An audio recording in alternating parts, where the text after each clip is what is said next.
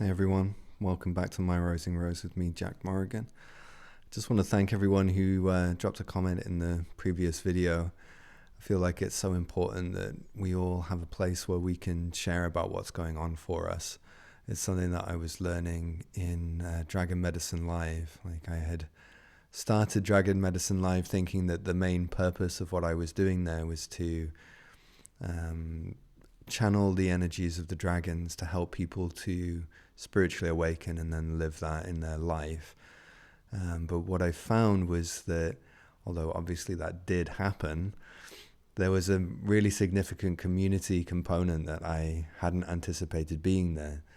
And just watching people support one another and seeing people share about the vulnerable aspects of their life, and especially the unusual spiritual parts of their life, and have that be seen and accepted by the people in the group, was really significant. And I want to continue that using the comments section here. And once I've fully switched over to Kajabi, I'm in the middle of sorting some stuff out on the back end of things.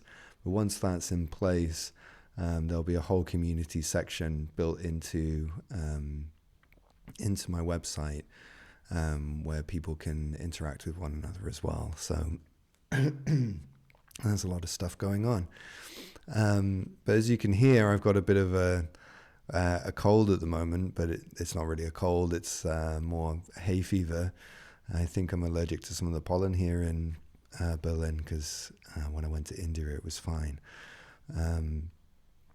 So I'm feeling a little bit under the weather, but I've also been feeling a bit strange from the Uranus transit that we've been going through. I want to share a little bit about that, because I feel like spiritual teachers generally don't share about the downsides of spiritual awakening so much, especially where it relates to their own life. And that's something that I always want to be transparent about.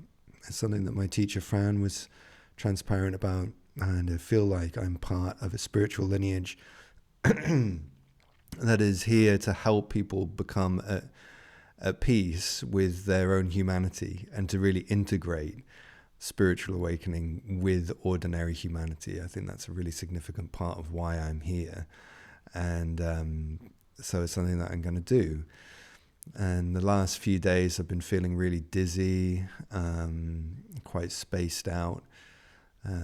Yesterday I was feeling that a lot. I tried going to the gym for the first time in quite a while, and just ended up having to leave after just like 40 minutes of being in there.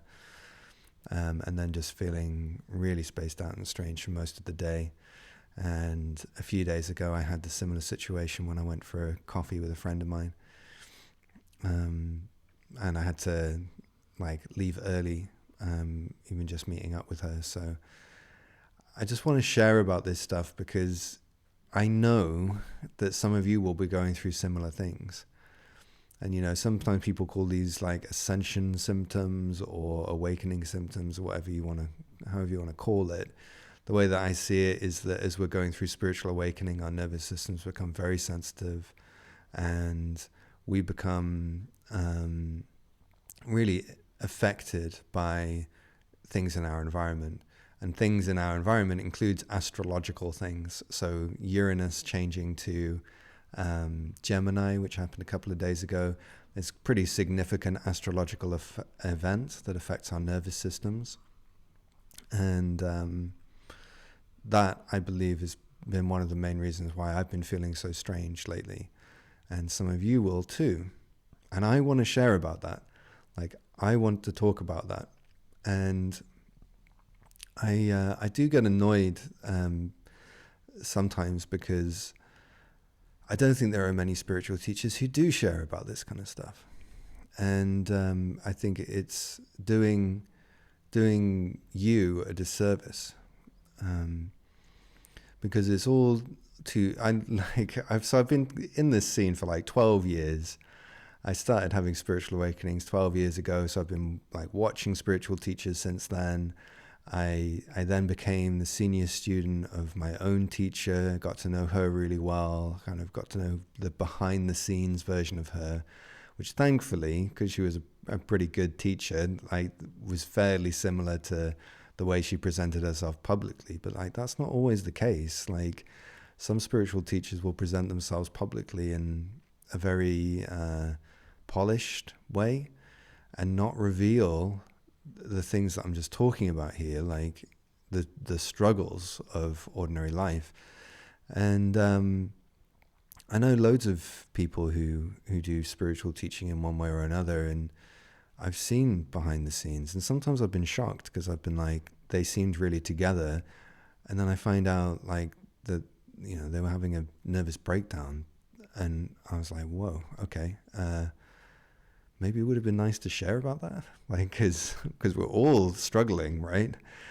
And like you sharing about it normalizes it, and then people don't have to try and make themselves look like the polished version of you, and instead they can just be their own ordinary struggling self, like we meaning like spiritual teachers, we actually are, you know. And I saw that with my teacher. I saw many struggles with her, and then through her, like she knew a lot of very famous teachers, so I got to hear about what was happening behind the scenes, and she really helped, like kind of crack me open in a way, like because I had these ideas that spiritual teachers were like perfect or whatever, and she just kind of cut straight through that and was like, no, they're not. Like, I know these people, and these are the problems that they have. And it's like, oh, okay. But I still have issues with that. Like, I may have shared about this before, but I went to India recently, and then I met this guy. He looked like who was like some guru who'd come down from the Himalayas, you know, and I assumed that he was going to be this super advanced guy, but it was just totally my own assumptions. The guy couldn't even speak English. I had no idea about him. I didn't get a particularly strong spiritual presence from him, but he looked like what you get in all the books.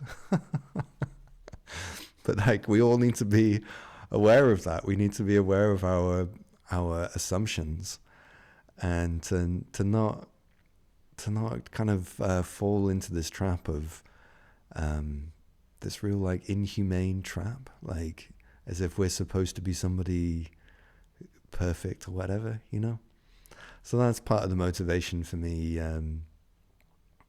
sharing this today, and to encourage you to continue to share in the comments. Also, if you haven't already, please subscribe if you'd like to. It's really good for building the channel and helping us reach as many people as possible. You have to forgive me if I'm kind of I'm not feeling particularly coherent right now. I've just tried recording this video like 2 times before this and had technical difficulties both times, and I'm feeling a bit strange, like I told you. So you have to bear with me. But the purpose of today's video is actually to answer a question that I've been sent, which I'll have to get out from over here. But basically it's related to discipline, and rather than me answering it myself, what I'd like to do is channel through one of the dragons. As you probably know, I will tend to assume I know which dragon is going to want to come through, and I assumed, because it's related to discipline, that the blue dragon will want to come through. He's connected to the throat chakra, and it just seems right. But as with the last video, that isn't always the case. So I'll channel whoever comes through, and they'll answer this question, and I'll let them read the question out to you. I'll give you a bit of suspense before then. Okay, so I'm going to channel them through now.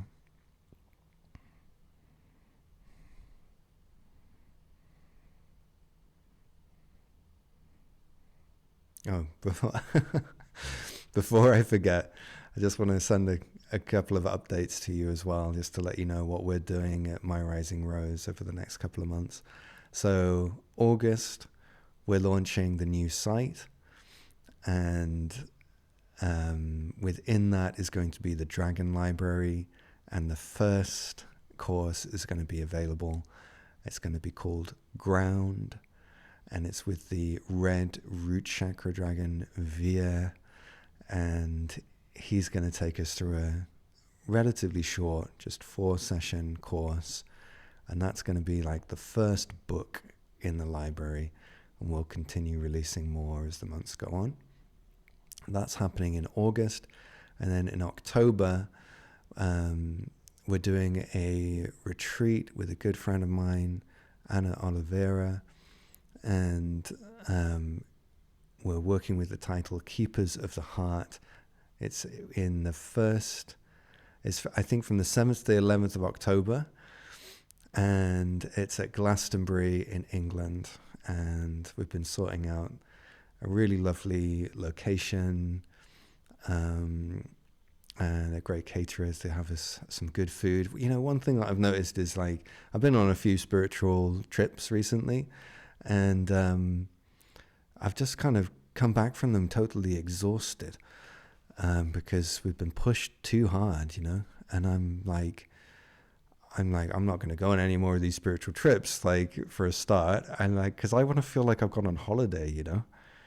I want to feel like I've gone on holiday if I've gone on a spiritual trip, and I want it to be comfortable and relaxed and to enjoy myself. And that's what we're going to do with this trip in Glastonbury. We're going to make it, going to slow the pace down. You know, we're not going to be rushing here and there to go to a million different places. We're based in Glastonbury. Everywhere that we're going to be going is either in or around Glastonbury. We don't ever have to travel very far. We're not going to be pushing it really hard so that nobody has any time to integrate anything. We're going to go slow, and we're going to enjoy ourselves. You know, we're going to have good food, good company, and enjoy it, you know. And that's another thing that I feel like I've come here to do, like, to help people enjoy the spiritual journey. Like, why we don't have to, like, you know, wake up at 3 a.m. and do meditations or whatever. You know, we can wake up when our body wants to wake up and take care of our body and enjoy being in our bodies. So that's what we're doing at the beginning of October, from the 7th of October to the 11th of October this year. Okay, so with that, I will channel one of the dragons now to answer this question.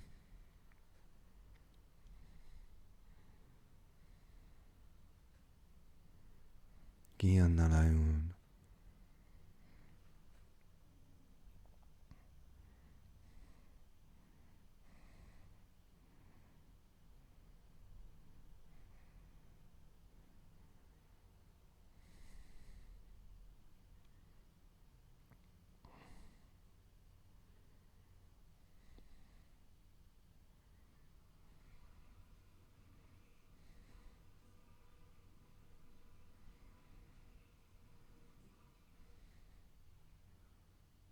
Gianaraun.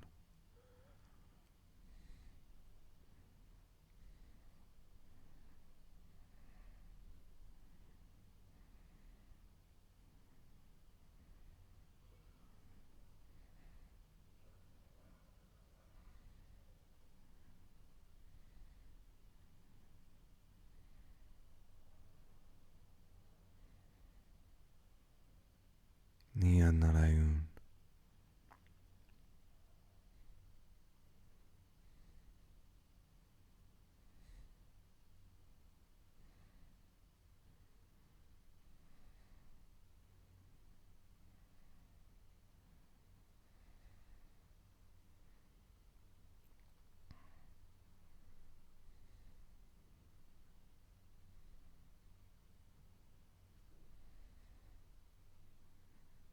Gianaraun.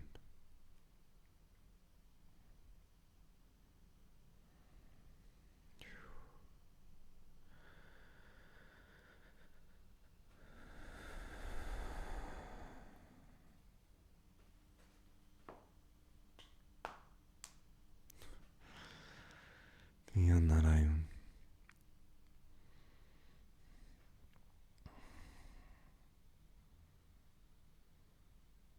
Just bear with me for a second.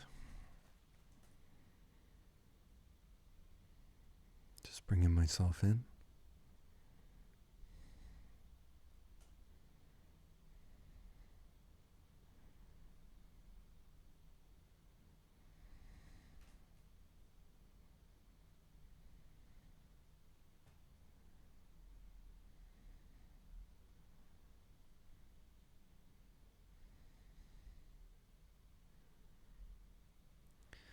So this time Jack was right.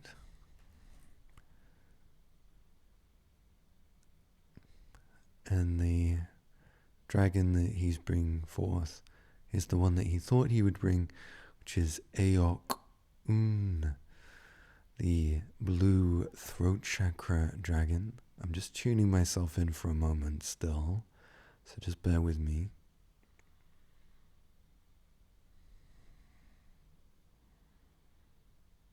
It's the first time that Jack's bringing me through since he returned from India, and his system has been upgraded through that journey.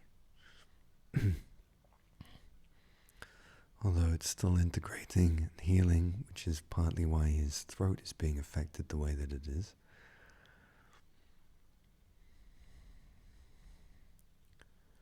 When you all go through integrations, big upgrades, your physical body tends to require a little time where it's more vulnerable in order to integrate those things. And it's partly because, like, the old you is shedding some skin, and a new you is being born. And that process is quite a vulnerable one. The shedding of the old skin and the revealing of the new skin. The new skin's a little vulnerable.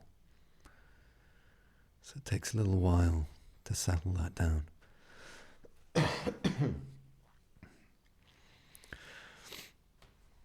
But I'm feeling settled within Jack's skin.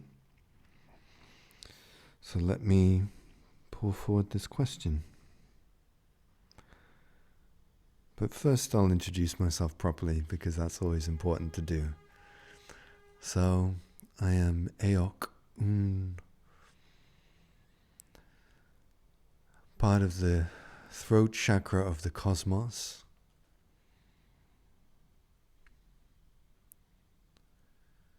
Your body has a throat chakra, your world has a throat chakra, and this living cosmos that we all are has a throat chakra.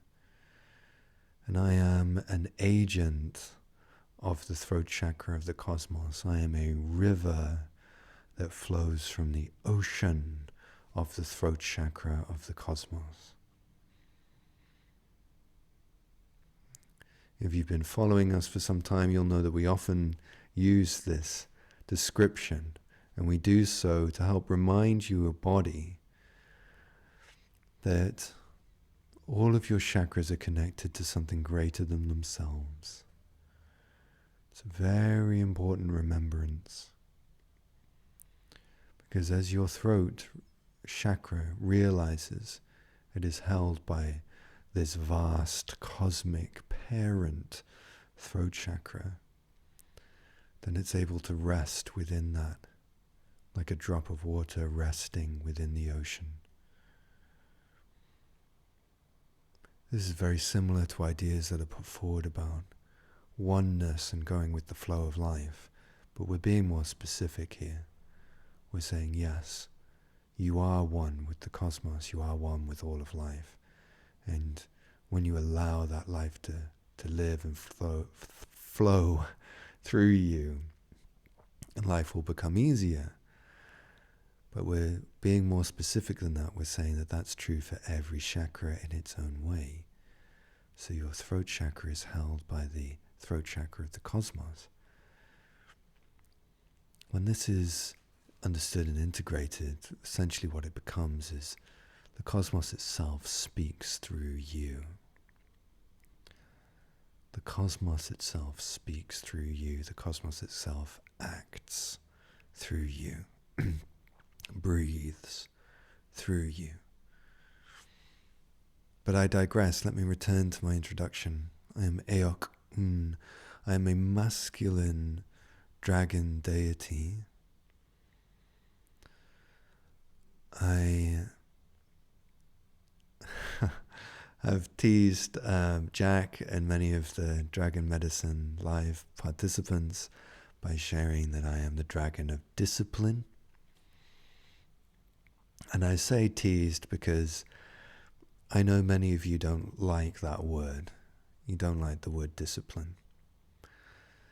And I could use another word to describe what I am, like responsibility, integrity. And these are good words. But I want to stick with discipline in part because it challenges you. If you have a negative association with discipline, then I'm sorry that that's the case. Clearly something has happened along the way that's made it legitimate to you to form that negative association with discipline. And it's probably a very harsh external discipline that's forcing control upon you, which isn't the kind of discipline I'm talking about. I'm not here to force anything on anyone, though I am here to encourage and inspire, and to do that at times in a stronger way, as the masculine is wont to do. And that doesn't need to be seen as a negative. This can be seen as a positive. For when discipline is coming from a loving place and is instilled into a being so that they develop a healthy sense of self-discipline, then that becomes the scaffolding upon which they build the temple of their life. Discipline is the scaffolding upon which you build the temple of your life. That's a good quote, huh? And I make a little joke because I want it to be clear that I'm not some harsh disciplinarian and taskmaster, that I have a sense of humor, and that I'm actually a lot softer than the word discipline might sound. So this is a little introduction to me. I'll be sharing more here in this channel and in the Dragon Library that's going to be coming up soon. But for today, I want to return to this question, and I want to read it out to you so that you know what it is, and you can get a sense of how that lands in you. Tune into yourself. Get a sense of how the words I'm about to share with you land for you. So this is the question. Where's the balance between taking on responsibility that is not mine and watching something unfold without doing what is in my power to do? Take a moment to sit with that. I'm going to read it out again, because I guarantee most all of you will have thought this question in your own words many times. Where's the balance between taking on responsibility that is not mine and watching something unfold without doing what is in my power to do? That question is actually an age-old question. That's you can go back to the dawn of humanity and further still for that question, because that's a question that has, in a sense, haunted sentient beings for time immemorial, and that will always be a place of learning. It's not a question that has a definitive answer where you just say this, and this, and then it's answered. That is a question that you can use for your entire life. You can use it almost as a contemplation. But let me get back to the question. So there are times where you take on responsibility for things that are not yours. Most of you, the audience listening to me now, will be doing that in places in your life. taking on too much. And I can say that with confidence because I've met many of you through dragon medicine, and because it is common among spiritually awakening people to be very empathetic, to be very caring about others, and to want to reduce their burdens. And so you take their burdens on as your own because you want to help them, most likely because you have a memory within your system of existing in realms of creation where beings were more unified with one another. So you all knew that anyone's burden is everyone's burden. So you worked as a team, taking on one another's burdens to resolve things very smoothly. And that works in certain realms of creation, which are, let's say, a little bit more evolved than humanity's current state. But in the current state of humanity, it's very important that you all do not take on so many burdens. Do not take on so many burdens. In fact, in general, my advice to all of you listening is to take on less. To take on less. So the question is asking, how do I know the difference between when I should or shouldn't take something on? That's essentially what's being asked. How do I know the difference? So my general rule for the majority of you, not all of you, but for the majority of you, is to not take on so much. So if you're uncertain of whether or not you should act in a situation, whether you should take something on as your responsibility, my advice to you is to not do it. To not do it.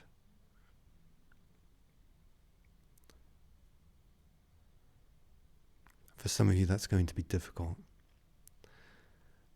For some of you, you will have taken on a role, most likely from your childhood, where you are the fixer,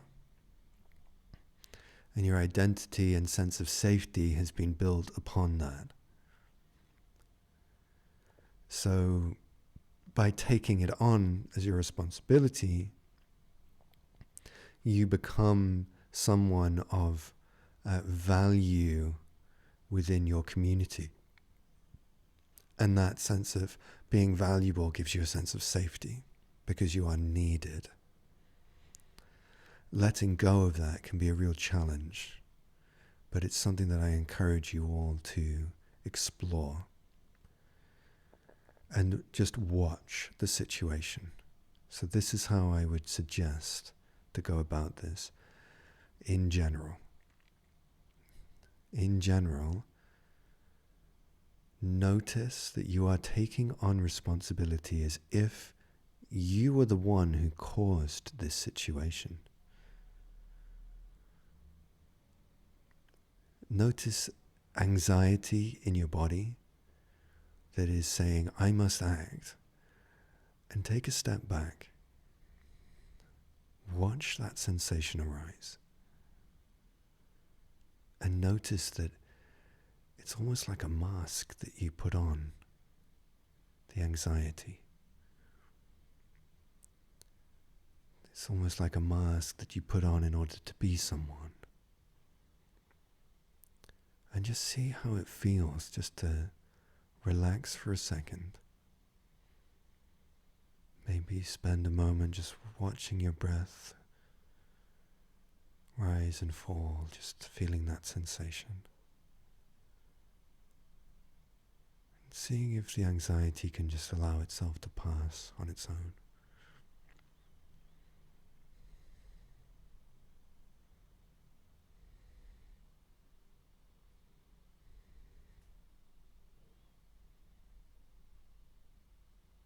Spend a little time doing that. See how that feels. And then you can explore this question. Who has truly caused this situation?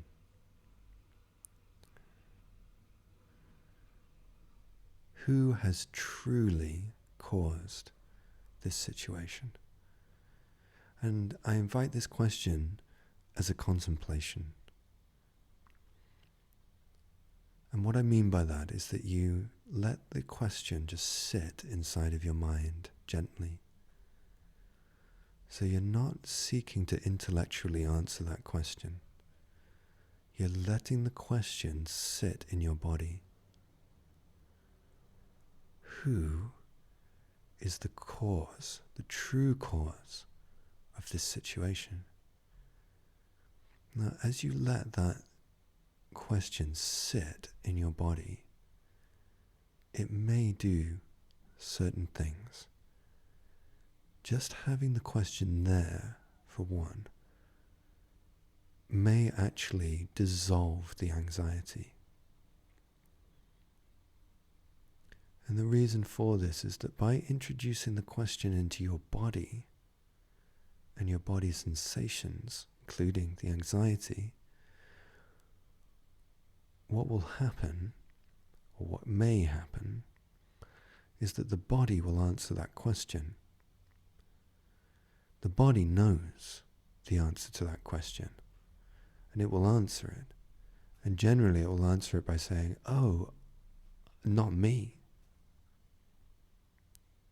Not me." And then it will relax, because the body's becoming anxious and stressed because it believes that it is the cause of the situation. There's many reasons why that it may have learnt that message, most likely from childhood, where you were blamed for things that weren't anything to do with you.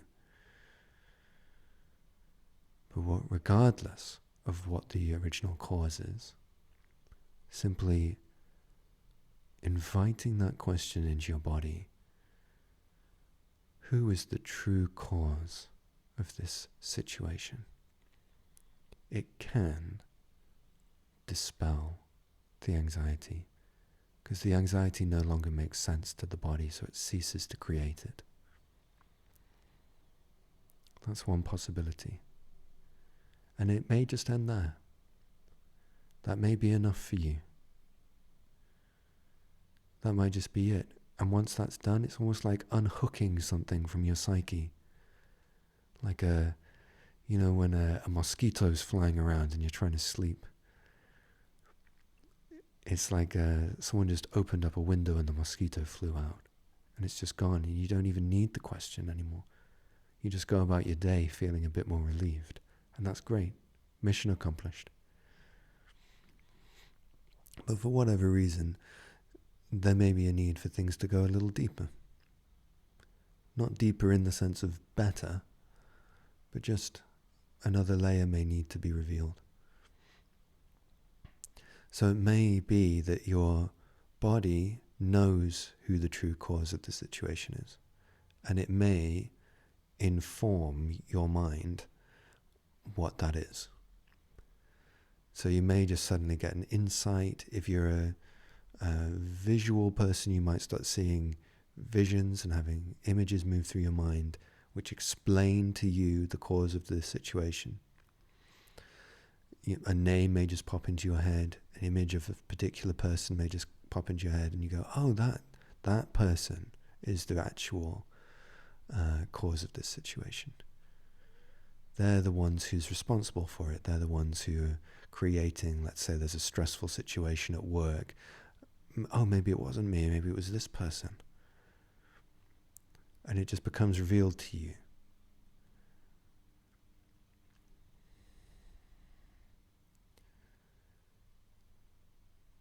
Now that might be the end there. That might be the end there. You know who it was, and you just, somehow that just like relieves you. Okay, I know it's them, and I don't have to do anything. But it's possible that we go another layer in, and that you then start feeling a motivation to do something. But there's something very important here, and that is that if you start feeling a motivation to do something, it should be coming from a place of relative peace.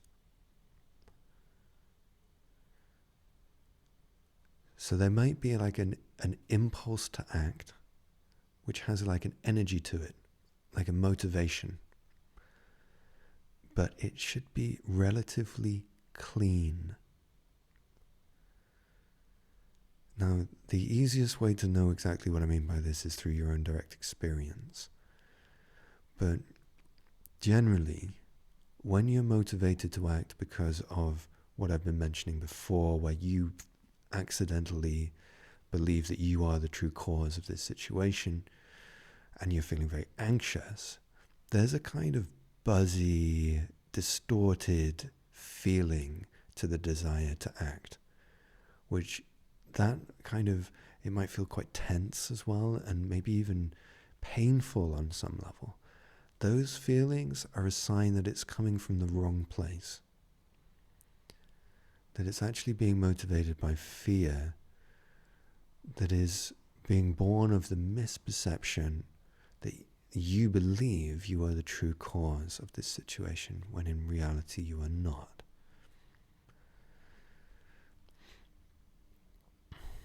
But when the motivation comes from a different place, it just feels very clear inside. It doesn't feel so afraid. It might be a little challenged by the action that you know is called for you to take. But it's coming from clarity.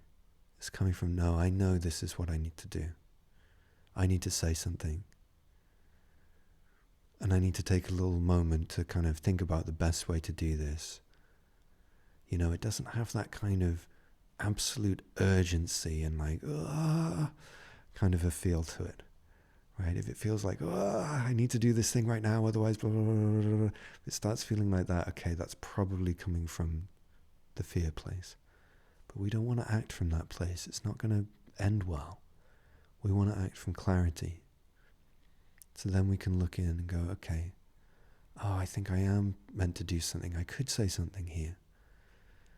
And I'm not saying something because of some misperception of myself or who caused this. I know I didn't cause this, but I can still do something. And I'm skilled in this particular way. I know this person, or, there's some reason why, like, it would be good if you yourself did something. Then you can take a moment, you can bring in a new question, right? You can say, okay, what is the best way for me to act? I know that I am not the true cause of this situation. Yet, I can help. Knowing this, what is the best way for me to help? And then you do the same thing. You bring that question, what is the best way for me to help, into your body. And you just let it sit there. So you're not trying to answer it with your intellectual mind, you just let it sit in your body. And your body will know. It may be that your body says, actually, I don't need to act. And you'll know that just because there'll just be this peace and everything just feels really restful, and you're like, that kind of impulse to do something about the situation just kind of dissolves. You feel at peace. And then just go about your day. Just enjoy your day. It's gone. The problem's gone. The hook has been taken out. But if there is some motivation to do something, then it can be born from the body's wisdom. The body can draw upon thousands of years of experience from your ancestral lines and from the collective and from the earth. And then the wisdom of how to act skillfully comes to you naturally. It can just bubble up in the silence of your mind. You may get visions of how you can help. You may get a sudden moment of insight where it's like flicking a light switch. You just suddenly know what you should do. You may find that you don't even have a clear idea of what you should do, but you you just suddenly reach for your phone and you phone someone and you start talking and all the right words come out. You know, it depends on how you are built as an individual, how exactly that's going to come through. But the way to it, a skillful way to it, is by asking this question into your body. So that's what I suggest. So that's how to answer this question. Let me read it to you one more time. Where's the balance between taking on responsibility that is not mine and watching something unfold without doing what is in my power to do? So you go through the steps that I've suggested here. You invite these questions into your body. First, to clarify who is actually the true source of this situation, who is truly responsible for it. You do that to release yourself of a sense of it being yours, if it is not.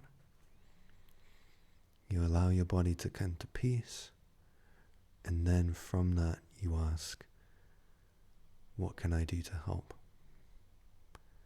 And be open to the possibility of nothing. Maybe this isn't yours. You live in a vast network of beings. You will constantly, throughout your life, be exposed to problems that need to be solved by someone. The vast majority of those are not meant to be solved by you. The vast majority. For the few that are meant to be solved by you, draw upon the wisdom of your body to give you the most appropriate, wise action to take. So, I hope this has been useful for you all. Please share in the comments how you feel about what I've just shared with you. And please take the time to apply what I've just shared with you. And it would be wonderful if you do apply it to let us know in the comments how you feel about that. It would be great to see your feedback. Thank you all so much. I look forward to sharing more with you in the Dragon Library soon and on this YouTube channel soon. Thank you all so much for your time and your patience. I know it can be challenging navigating this confusing world, but myself and countless other beings are here to help you. It's our great honor and privilege to do so. So thank you all. I look forward to talking to you again soon.